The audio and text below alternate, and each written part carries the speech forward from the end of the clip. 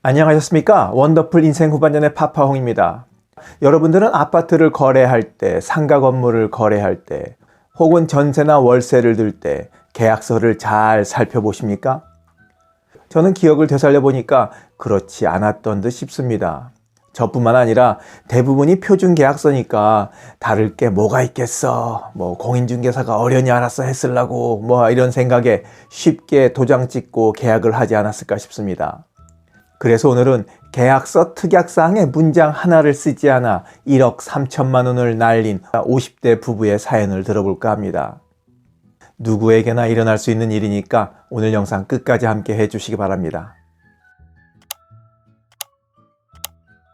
50대 후반인 부부는 8년 전 갖고 있던 부동산 팔고 현금을 끌어모아 10억을 마련했습니다. 거기에다 12억 대출을 얹어서 22억을 주고 꼬마 빌딩을 하나 구입했어요. 8년이 지난 올해 초 이 건물을 34억 원에 매도했습니다. 잘 팔았죠? 8년 동안 12억 원의 가치 상승으로 자산이 불어난 겁니다. 성공적으로 건물도 팔고 기분 좋게 전원 생활을 즐기고 있는데 돌연 문제가 생겼습니다. 계약서를 살펴본 세무사가 전해온 결론은 건물 매도에 따른 부가세로 1억 3천만 원을 내야 한다는 것이었습니다. 전혀 예상에도 없던 부가세로 1억 3천만 원을 내야 한다는 소식에 이 부부는 속이 상할 대로 상했죠. 생돈으로 1,000원만 나가도 속이 상하는 게 사람 마음인데 1억 3천만 원이나 세금을 내야 했으니 그 마음 오죽했겠습니까? 왜 이런 일이 벌어진 걸까요? 바로 계약서의 특약사항으로 한 문장을 빼먹었기 때문입니다. 그 한 문장 때문에 내지 않아도 될 1억 3천만 원을 내게 된 거예요. 여러분들도 이런 일을 당하시지 않도록 부동산 거래 시 발생할 수 있는 부가가치세의 설명을 드려보겠습니다. 부가가치세란 상품의 거래나 서비스의 제공 과정에서 얻어지는 전체 금액의 10%를 최종 소비자에게 받아서 공급자가 신고 및 납부하는 세금입니다. 즉 부가세는 공급자가 부담하는 것이 아니라 최종 소비자가 부담하는 것으로 상품 가격 안에 포함되어 있습니다. 우리도 편의점이나 상점에서 물건을 살 때 물건값으로 낸 돈에는 부가가치세가 들어 있습니다. 우리가 최종 소비자로서 부가가치세를 냈고 물건을 판 편의점 주인이나 상점 주인은 공급자로서 이것을 세금으로 납부해야 할 의무가 있는 거죠. 건물을 판 50대 부부도 계약 과정에서 부가가치세에 대한 아무런 언급이 없었기 때문에 통상적으로 매입자로부터 받은 34억 원에는 부가가치세가 포함되어 있는 것으로 인정돼 공급자이자 매도인인 50대 부부가 부가가치세를 내야 하는 겁니다. 물론 건물의 부가가치세는 계산이 좀 틀립니다. 그냥 전체 가격에서 10%를 부가가치세로 인정받는 것이 아니라 부동산에는 토지와 건물 가격이 따로 구성되어 있습니다. 그래서 토지에는 부가가치세를 매기지 않고 건물에만 10%의 부가가치세가 매겨지게 되는 겁니다. 그래서 오늘의 주인공인 50대 후반인 이 부부도 전체 부동산을 34억 원에 팔았지만 세금이 1억 3천만 원만 나온 것은 건물에만 부가세가 매겨졌기 때문입니다. 부동산을 팔고 예상치도 못했던 부가세를 내지 않기 위해서는 어떻게 해야 했을까요? 특약사항란에 딱 한 문장을 적어 넣었으면 됩니다. 부가가치세 별도, 부가가치세는 매수인이 부담한다. 이렇게 간단히 한 줄만 넣었으면 되는 겁니다. 근데 이거를 잊어버린 거죠. 전월세 계약하면서도 마찬가지입니다. 계약하면서 중개사무소에서 주인과 이런저런 구두로 협의하고 다짐을 받아봐야 소용이 없습니다. 그것을 계약서 특약사항란에 꼭 적어 놓으셔야 합니다. 우려되는 내용이나 합의된 내용을 특약사항에 적어 넣어야 나중에 불필요한 분쟁을 예방할 수 있습니다. 아무래도 임차인이 약자이니까 특약사항에 민감하게 신경 써야 하겠습니다.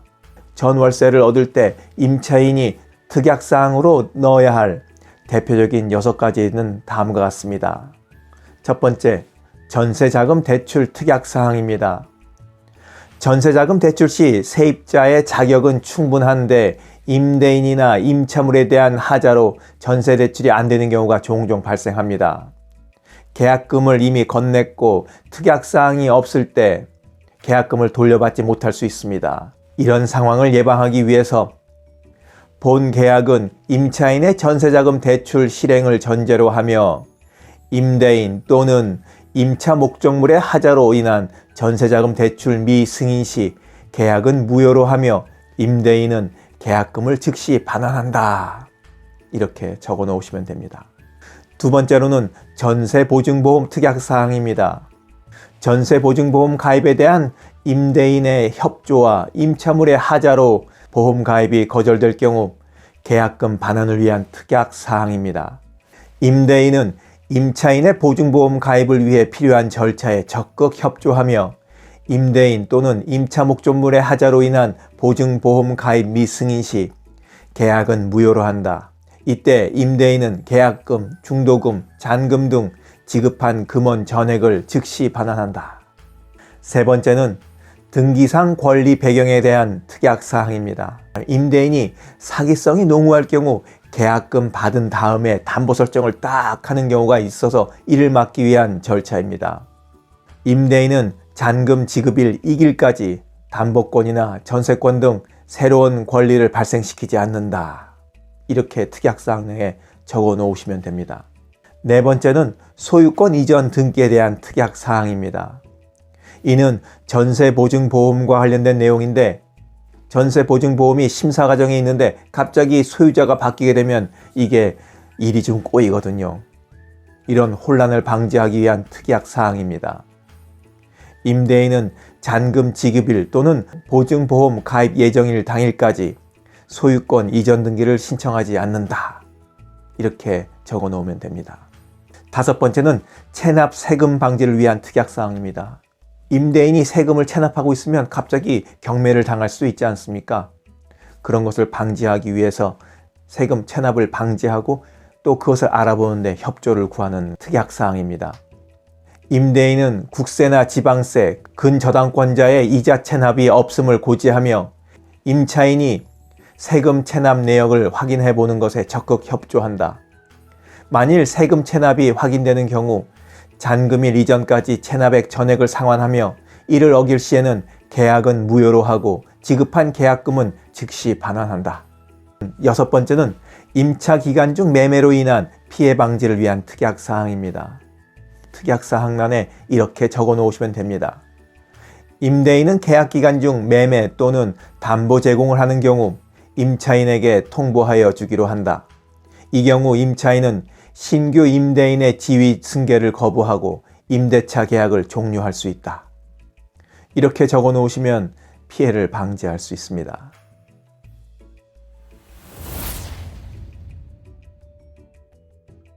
계약서를 잘 쓰게 되면 괜히 불필요하게 언성 높여가면서 네가 옳다 내가 옳다 왜 말을 다르게 하냐 아니다 틀린 적이 없다 이렇게 다툴 필요가 없게 됩니다. 표준계약서에 100% 의존하지 마시고 특약사항란에 특약사항을 꼼꼼하게 적어서 피해를 예방하시기 바랍니다.